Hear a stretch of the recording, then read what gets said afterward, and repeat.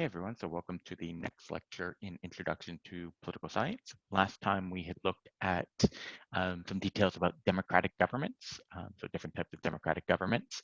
This time we're going to focus on non-democratic government. So the reading for today is from chapter 11 in the textbook.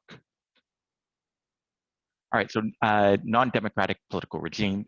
So for most of the human history, democracy didn't exist or was viewed as undesirable. So democracy, while it's had a long evolution, we've seen kind of elements of it, partial forms in parts of ancient Greece, developing then, disappearing for a while, but then developing over the centuries, slowly until we get where we are now.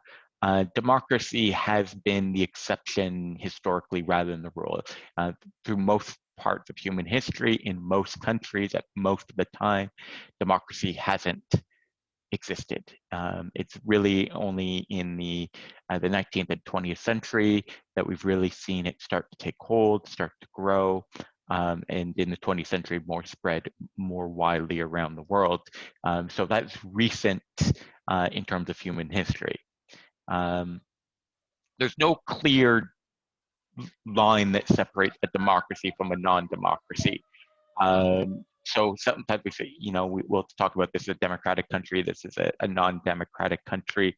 To figure out exactly whether a country is democratic or non-democratic can often be difficult. There's many cases, if we look at Canada, not to say Canada is perfect, right? But if we look at Canada, I think that in terms of the check boxes that we talked about last time for having a democracy, we'd pretty easily put Canada into that box. And if we looked at North Korea and we looked at the check boxes for a democracy, we'd pretty firmly and confidently put North Korea in non-democracy.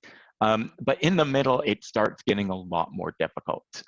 So it's more useful to really think of democracy in terms of a continuum. So multiple dimensions can be used, say, for characterizing a democracy, and on each of these different characteristics, countries can have more or less of it. So some of them are yes, no, in terms of like, do you have elections? But some of them then in terms of particularly things like rights or even free and fair elections. There could be gradations to how free and fair the elections are in terms of how many people get the vote, right? Is it universal suffrage, partial suffrage? So there's a continuum that we can look at often in terms of, complete non-democracy to perfect democracy or full democracy more. The continuum includes democratic, hybrid, and authoritarian regimes. But even within democratic, there's gradations. Within hybrid, there's gradations. And within authoritarian regimes, there's gradations. Of the 195, according to in the textbook, of the 195 countries, 49 have no claim to being democratic. So they're clearly not in the democratic category. 58 show a mix of democratic and non-democratic elements. So we're looking at more than half of the countries are either non-democratic or partial, kind of show a mix. Just to kind of get an idea for the world, I got this from the Economist, and so this is updated, continually updated. So this is a global democracy index 2020. So it's continually updated with the kind of changing elements, changing facts in terms of democracy versus non-democracy. So again, here we get some element of continuum. Some other ones, the polity scores, which is one of the most common use scores for regime type, uses a 10 to -10 scale. So 10 would be your perfect democracy, -10 would be your perfect non-democracy. So again, there's a scale. In this particular one, we've got full democracy being kind of your dark blue, and then kind of full authoritarian being your red, and then there's kind of gradations. Full democracies have kind of a couple of different colors. Flawed democracies have a couple, hybrid couple, and authoritarian a couple. So you can see that there's a lot of difference. An interesting one to note here would be in terms of the highest scores, so the darkest blue, the US actually does not receive that score. I know that several, not all, but many of the democracy scores have downgraded the US, still in full democracy.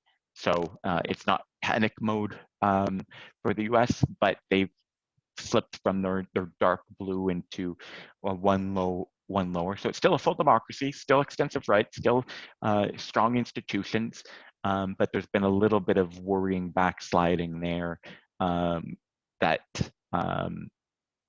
is something to keep an eye on. Some of the other ones to keep an eye on that are noteworthy would be ones like India's certainly taken a step backwards. Some may even categorize it now as hybrid.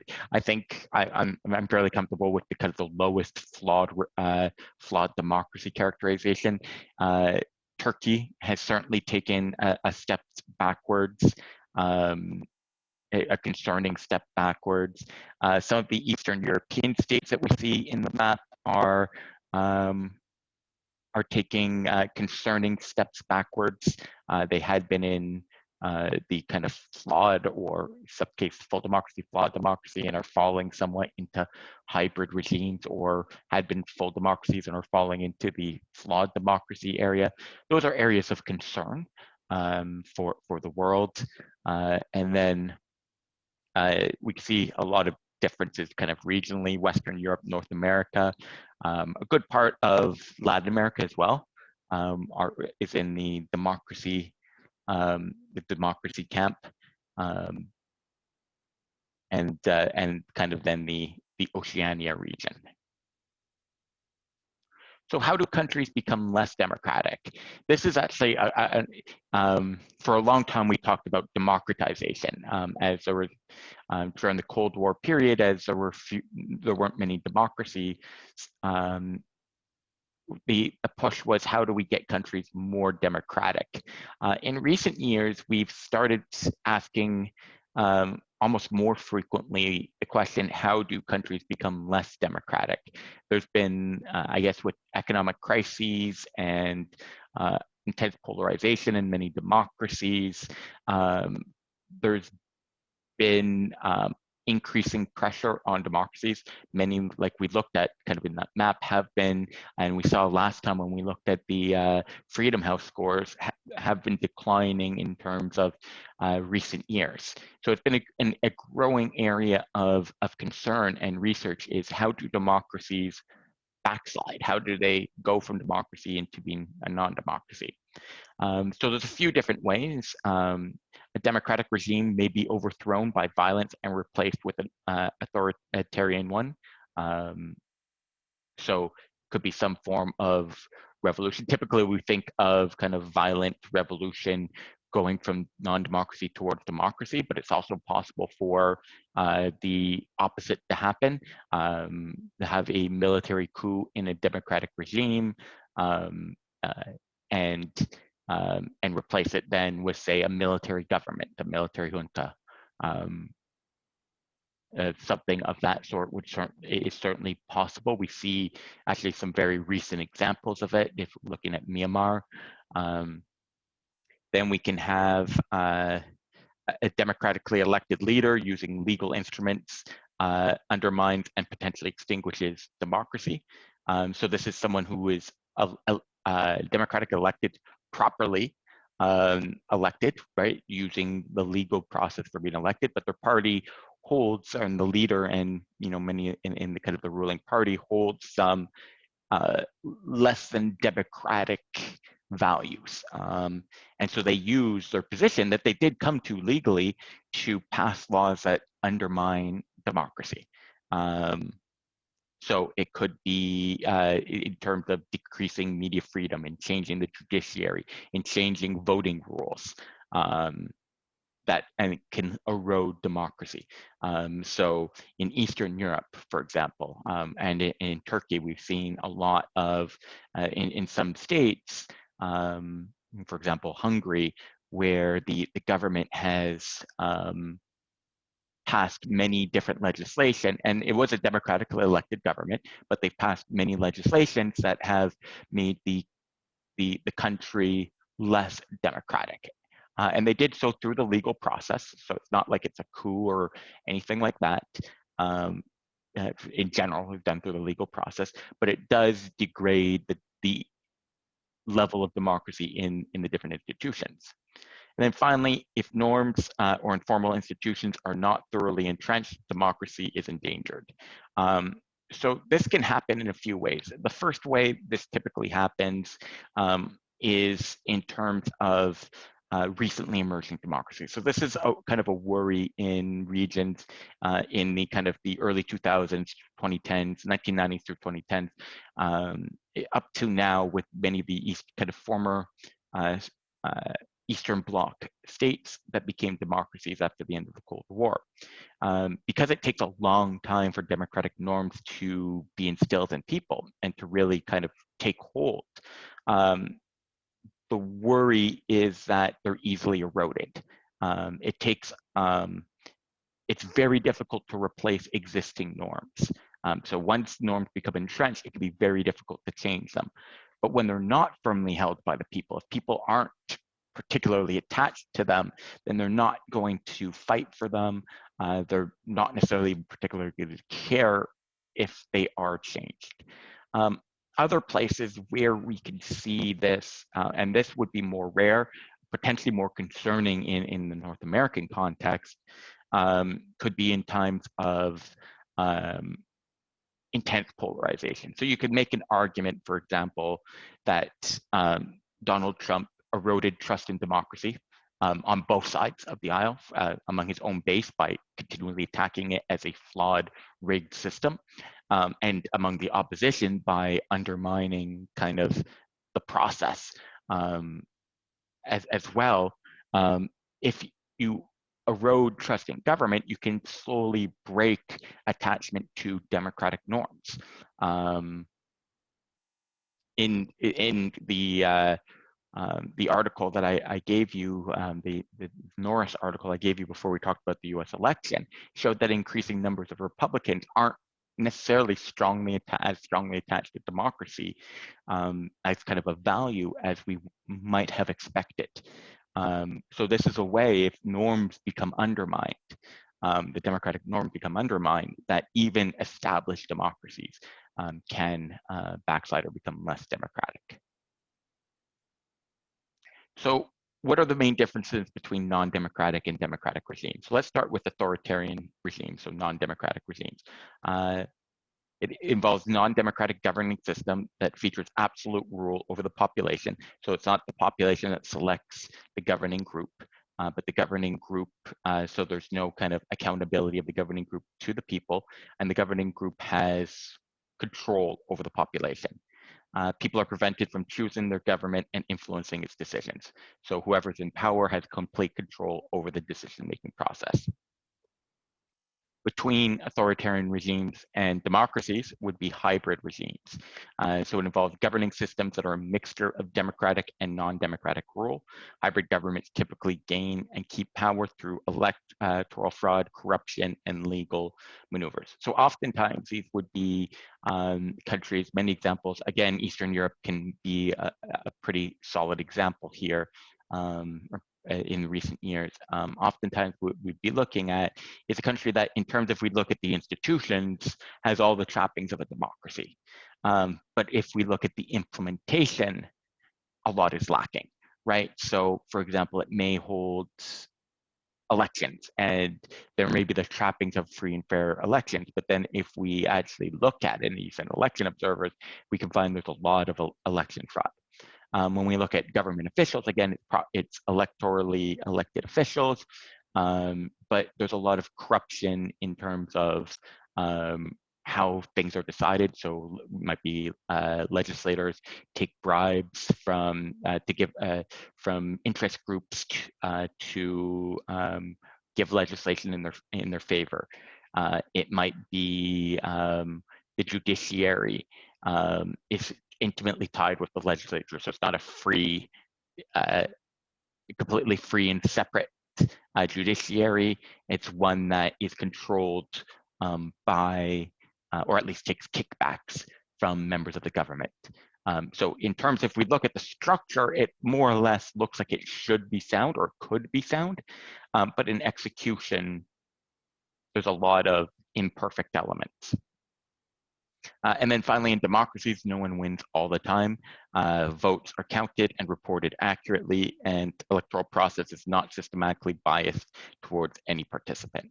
So that's the kind of the difference with government. So in democracies, people get to select who leads them because of the electoral process.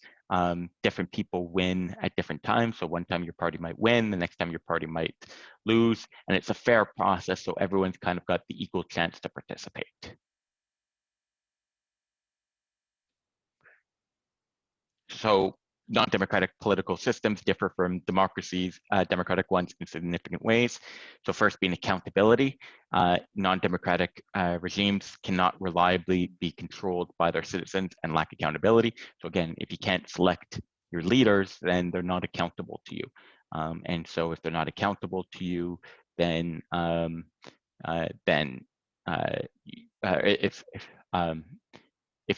if you can't select them, then they're not accountable to you. You can't control what they're going to decide. Participation. Non-democratic regimes seek to restrict citizens' participation in politics as much as possible. So they may want you to turn out to, say, celebrate the current government. But in terms of having a say in the political process, in terms of getting a say in legislation, whether it's by running for office, so active participation, whether it's voting, whether it's protesting, all of these things that are restricted as much as possible. Pluralism, non-democratic regimes limit pluralism and only allow organizations that are aligned with the regime. So in terms of kind of like independent checks and balances on the government, the only actors who are really allowed to participate in politics are those who are aligned with the regime. So other outside parties, outside media, aren't allowed to participate in the process. So you don't have you may have a media, but it's controlled by the government. So it's not independent. So it's not going to be providing independent information. You have a small or absent opposition group so again, in terms of an opposition group, we could be feeding information to the public, contrary to the government position. Even many of those in, the police forces, the courts will be aligned with the government. Rule of law, justice is politicized and partial, right? So those who are friends with the regime aren't likely to be prosecuted. Even if they commit a crime, it's not likely to be prosecuted, and if it is prosecuted, they're likely to be acquitted or get a minor sentence. Those in charge decide how laws are to be applied.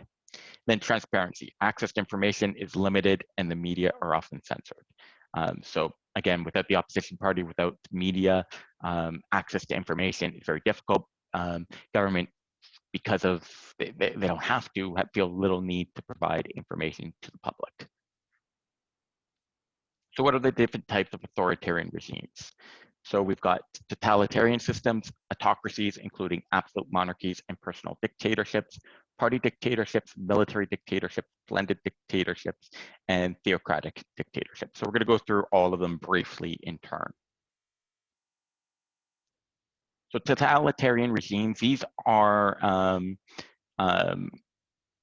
more recent regimes, and we think of them in the first 90 years, or from about 1920 to about 1990 is when we typically think of kind of the period of totalitarian regimes. Before that time period, states may have aspired to be totalitarian regimes. Autocratic governments may have aspired to be totalitarian regimes, but they lacked the capabilities to get that level of control.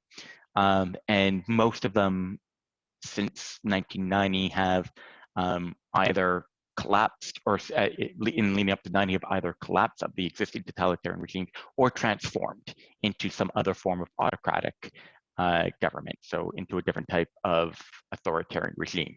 So totalitarian regimes are ones where the government seeks to control everything.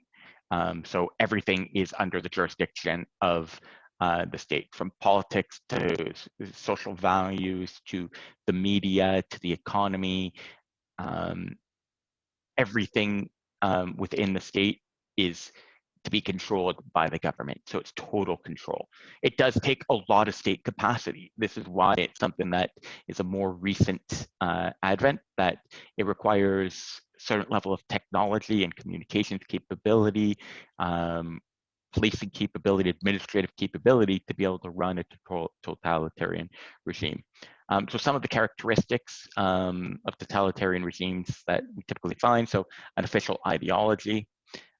So, for example, one of the most famous cases, we'd have the official in Nazi Germany, there is the Nazism as the official ideology.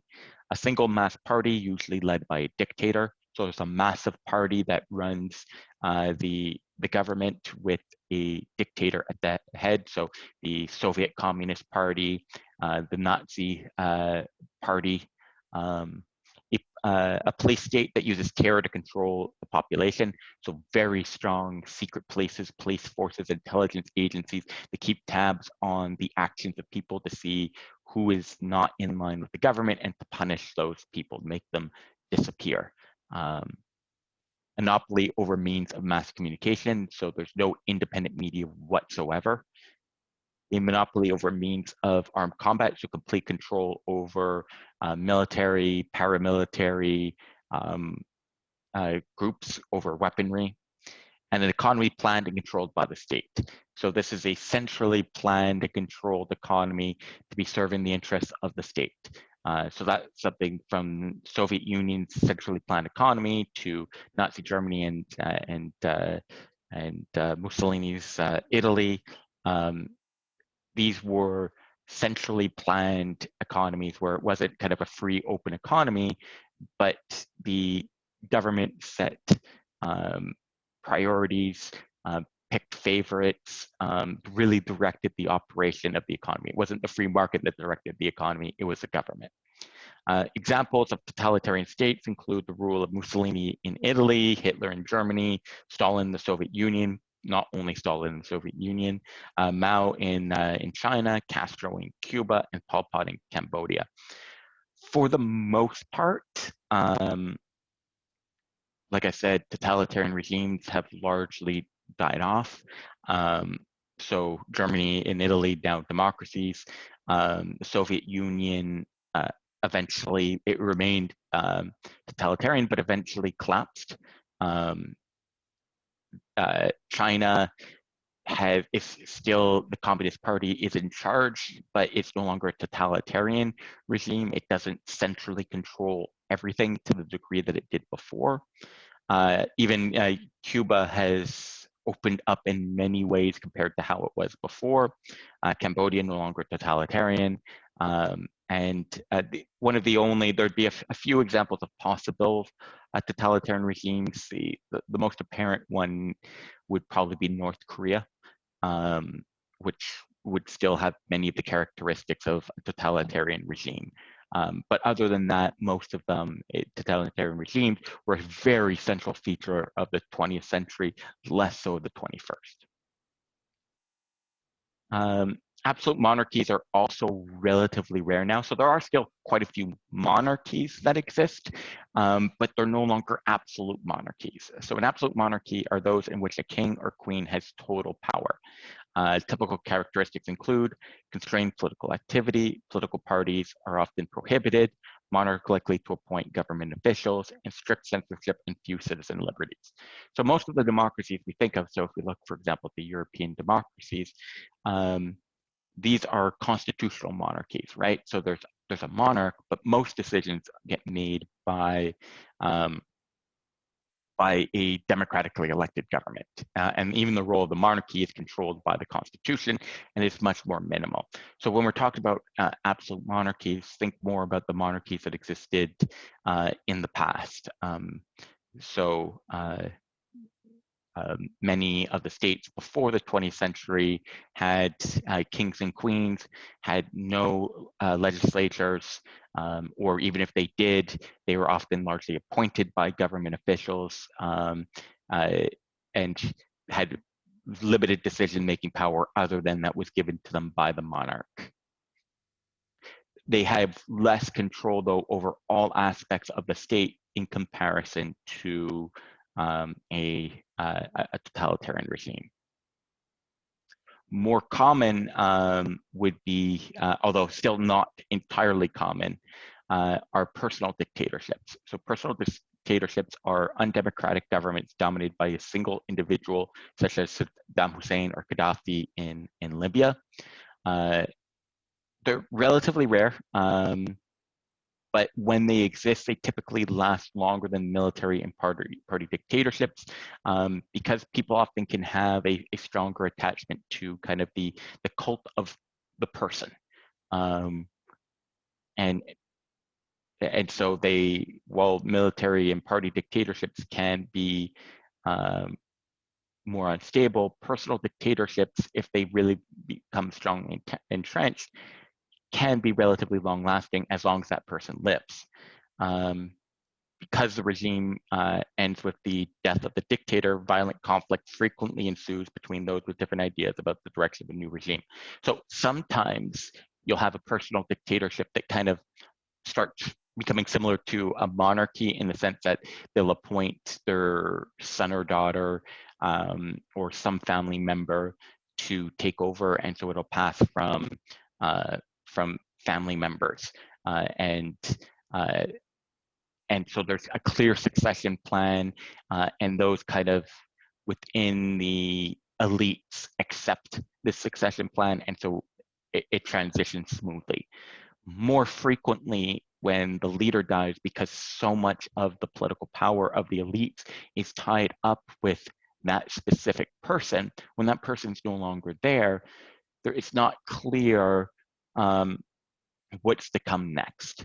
And so these can often be quite violent upon the death of the leader. Very common nowadays among dictatorships are what are called party dictatorships.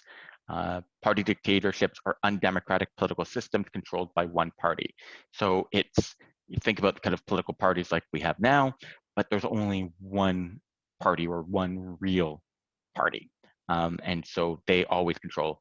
They may even at times hold elections, but there's no one running against them. And typically even then there's no election. So rather than being controlled by one person, it's one party really that's in charge of the system. There may be a dictator, again, at the head of it, but the party's not going to collapse. It's because you need to have a leader, but it's the party that's in control. There's no risk of the system collapsing when said leader dies. There's no expectation that it will go to their child. So, for example, the Soviet Union, while totalitarian, was a party-style dictatorship. So when one leader was removed, it wasn't tied up in other than possibly Stalin, it wasn't tied up in the cult of that person. So if the party wasn't pleased with the performance of the leader, they could remove the leader and replace them. If the leader died, there was no panic because the party was really the one kind of in control. And so the party would just, follow whatever process they have for selecting leaders, follow their own internal rules, and select the next leader. Communist Party of China rule is the closest example to a party dictatorship in contemporary life. So the Chinese Communist Party is responsible and controls China. Hitler and Mussolini organized political parties and banned other parties when they assumed power. So before they became totalitarian, they were party dictatorships. And in both cases, they actually came to power through more legitimate means. Hitler was elected through a legitimate election. But then once he became in power, remember how we talked about backsliding? They can use the levers of power to gradually push democracy out. This is what Hitler gradually did, was gradually kind of banned other parties, banned open media, banned the other institutions required for democracy, until the Nazi Party was the only party in town.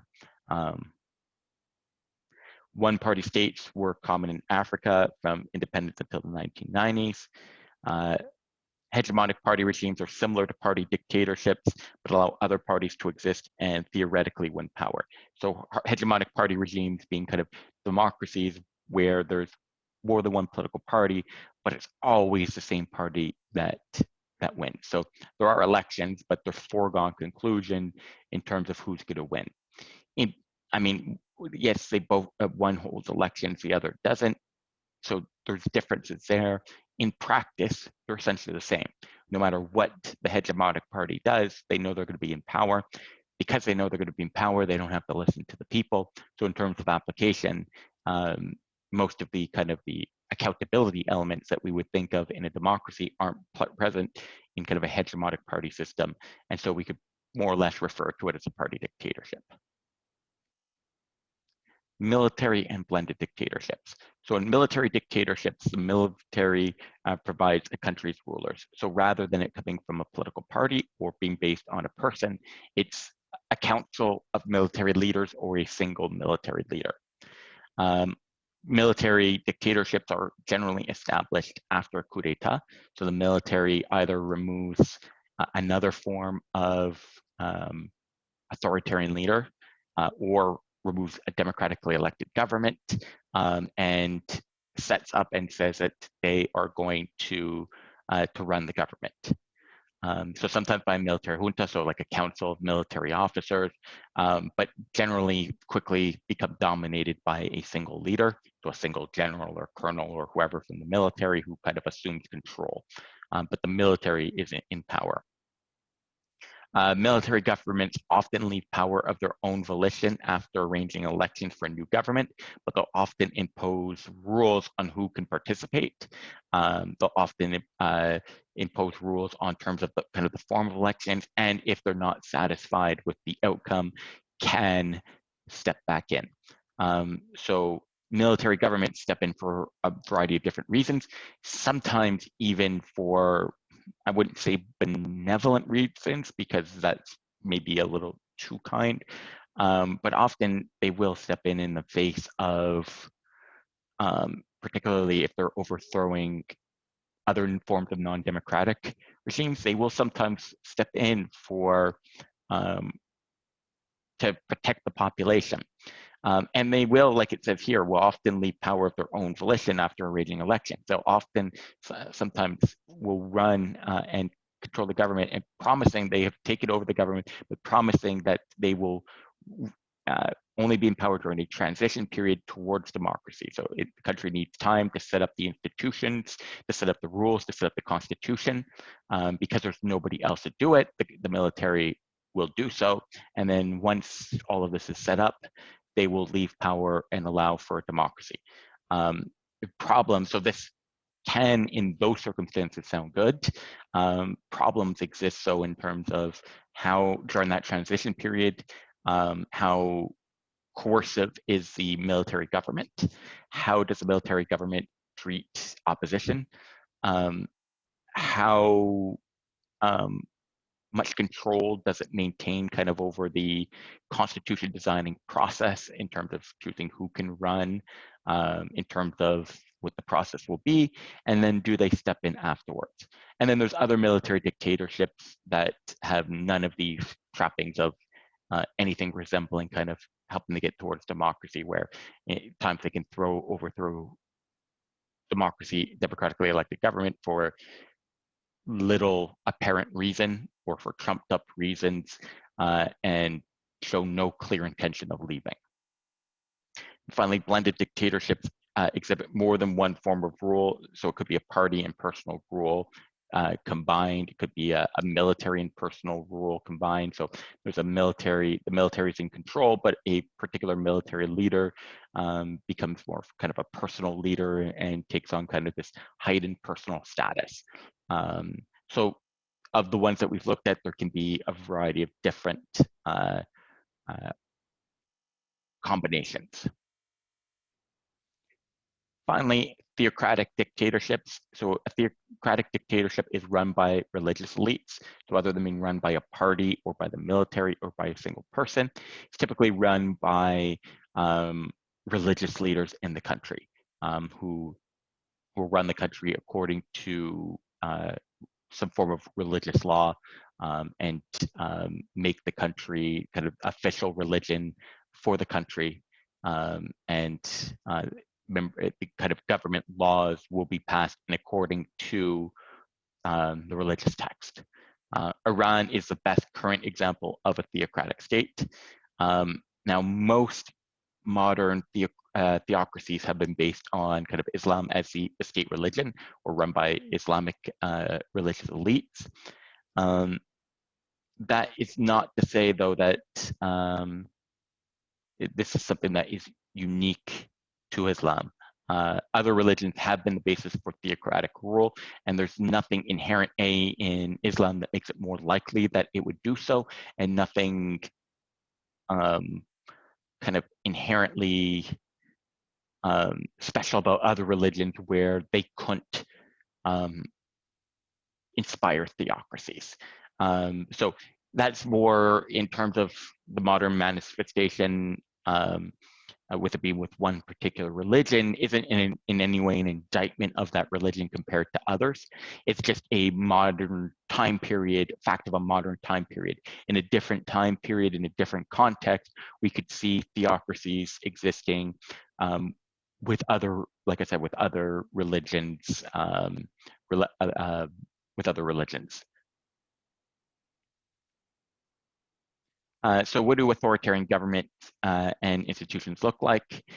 So again, just like how no two democratic regimes look exactly the same, no two non-democratic regimes govern exactly the same way. They will vary in terms of, remember, there's a lot of different defining characteristics for what a democracy is, and states can vary on whether they have them or not. With authoritarian regimes, some may have certain trappings of a democracy, but be missing most of them. So most authoritarian regimes, just like most democracies don't score kind of 10 on 10 on democracy, most authoritarian regimes don't score 0 on 10 on democracy. They'll have certain elements here and there. They'll have certain characteristics in terms of how they enforce them, so there's tremendous variation. So many non-democratic regimes, for example, use many democratic institutions, including courts.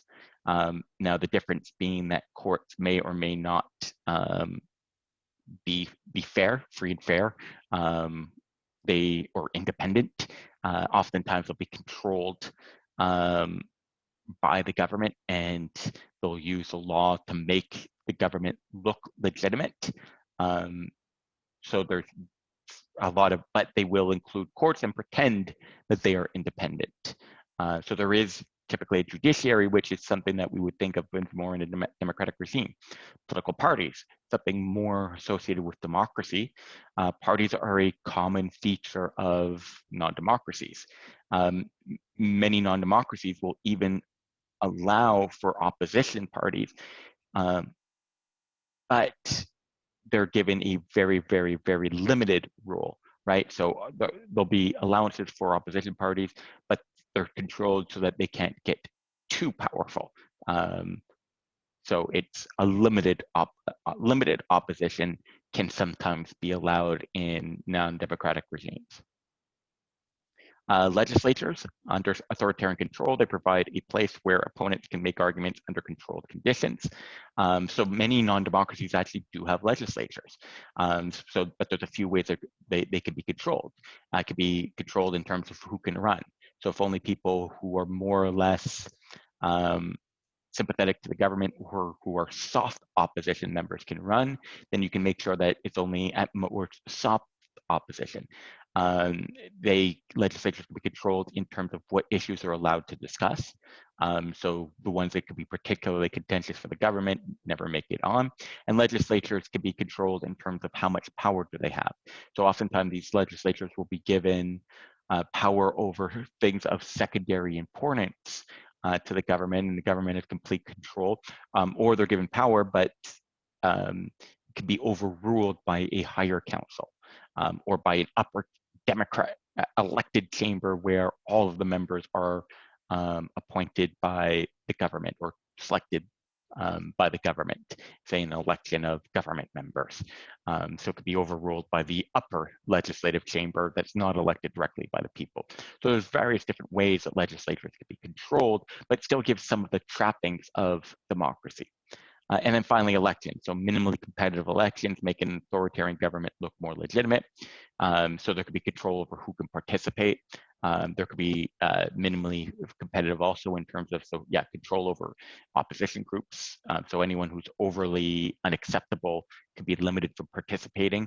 They can be controlled in terms of how much resources the opposition party have. They could be controlled in terms of media coverage. So if the government controls the media, then all the media portrayals would be positive of the government and not positive of the opposition. Could control who can vote, and they can control the counting. At the end of the day, you see some democratic results, and the government got 96% of the vote. So yes, a lot of people may have voted for them because people who didn't want to vote for them stayed away, or because there was limited other options, or because the media was presenting a good view of the government and a bad view of the opposition. Yes, all of this should skew the voting pretty high, but 96%, 97%, no. There's got to be, typically we would think there that there's something else going on. But it still gives, the idea here is by having some of the institutions that look democratic, it gives kind of can give the illusion to outside observers that, hey, this government is transitioning, is making progress to keep pressure off of it, or is listening to its people, but also can give kind of the illusion to the people that they have some form of say. And so to limit the possibility of revolution by saying, look, we've given you these access points to the government. You've got courts if you've got a problem with the government. You've got opposition groups if you really want to challenge the government. You've got a legislature where the people's chosen representatives can debate issues, so on and so forth. Hybrid regimes. Hybrids may begin as restricted democracies, semi-dictatorships, who have always been democratically and authoritatively blended. So these are ones that really are kind of at the midpoint between democracy and non-democracy. So we'll have a lot of kind of the institutional features often of democracy, but a lot of the limitations that we spoke of on the last time. So a lot of kind of in terms of execution imperfections. Multiple ways. So sometimes it could just be have been that since this kind of state has existed, it's always had this hybrid form. It could be the case that it was an authoritarian regime that is gradually under internal or external pressure, liberalizing or opening up, giving more power to the people. It could be because they're facing internal pressure and decided, okay, rather than facing a revolution, we will give limited concessions to try to placate the opposition. It could be external pressure from great powers in the region saying, we're not going to work with you unless you put in place these changes. And then it could be democracies that have kind of fallen backwards. These regimes are more open and less repressive than authoritarian regimes, but cannot be classed as democratic. And they do not necessarily evolve into democracy and dictatorship. So they can often kind of stay in a hybrid form for decades at a time. So it's not necessarily, sometimes this hybrid regime is a transition, either towards a greater democracy or towards greater authoritarianism, but it's not necessarily actually a transition point. Characteristics may include some level of pluralism, so some level of checks and balances or outside voices, some free medium outlets permitted to function, but may impose restrictions for views opposing the regime. So there can be some non-government controlled media sources that are either very small or do face some restrictions on what they can cover. Some form of political opposition tolerated and granted a minor role in governing. So again, it might be legislatures that have some actual power that opposition groups are allowed to get elected into, so they're able to have an influence on certain policies. And then a judicial system, but again, not kind of the independent judiciary that we aspire to in democracies, but a highly politicized judicial system, but at least one that does exist and in some cases can make fair decisions, typically in cases not involving the government. In hybrid regimes, regularly held semi-free elections give citizens some degree of freedom while leaving the existing government effectively unbeatable, right? So it kind of, it can serve non-democratic regimes quite well, right, in the sense of it gives the illusion to the people that they're participating. It gives them some limited say and veto to affect some change. So kind of the feeling of freedom, of participation, of control, of agency. But at the same time, the government holds kind of all the key positions and key advantages that nothing really that the government doesn't want to change will change. A distinction exists between a dominant party system where one party holds power for extended periods of time by winning free and fair elections, and a hegemonic party system where one party holds power by winning fraudulent elections, right? So one party being in control for a long time isn't typically ideal in a democracy because it means we're not getting kind of as many voices in, but it also could be that just one party is just really popular, they're doing a really good job, people are on board. We have seen free and fair elections lead to the same party winning for a long period of time. You know, even in Canada, we've had sometimes, you know, the same party in power for 12, 13 years, which is a long time for a single party, say, to be in power, and some states have had for longer. As long as the elections are free and fair, and opposition groups have free chance to campaign, to participate, to have access, people are in no way intimidating and voting for them. Opposition are given kind of the ability to participate fully in legislature. There's nothing inherently wrong with that. There's nothing necessarily undemocratic about that. So we do have to distinguish between kind of the one party kind of dominant system, or a dominant party system, and kind of what we refer to as kind of the hegemonic one. And then hybrid regimes should be treated separately as they exhibit political institutions and practices not found in democratic and authoritarian systems, and their systems are durable. So again, while some are transitional, many of them are quite stable. And in terms of kind of the institutional structures, they don't look like kind of as closed as authoritarian regimes. They are not as open as democratic regimes. They have durable institutions that are distinct from what we typically see in either of them. So there's an argument for putting them as kind of a third class. So having kind of democratic, non-democratic, and hybrid. But again, kind of just as we said, that it's best viewed as a continuum, and in this case, hybrid would be in the middle. The border between hybrid and democratic, and the border between hybrid and authoritarian would be very highly unclear and highly subjective.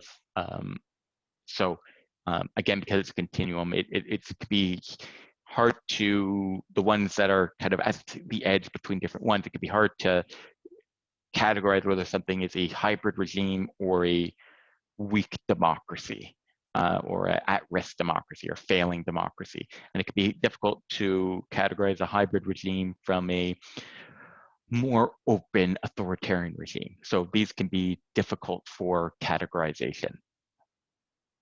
That's all for today. I hope you enjoyed this lecture. and I will talk to you next time.